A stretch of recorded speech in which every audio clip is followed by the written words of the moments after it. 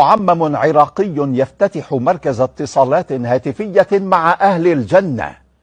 الشيخ صور نفسه وهو يتهاتف مع أحد شهداء عاشوراء، طلبه من الاستعلامات، واطمأن الشيخ إلى أحوال الأمة والشهداء، وتم الاتفاق على إبقاء الاتصالات مفتوحة.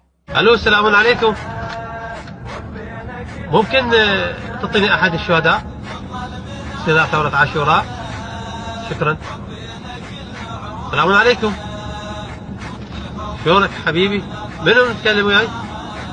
حيا الله شيخنا العزيز ابو نور، شلونك شيخنا؟ شلون صحتك؟ اللهم يعلي مقامكم. انا وياك خادمك شيخ علي من الدنيا.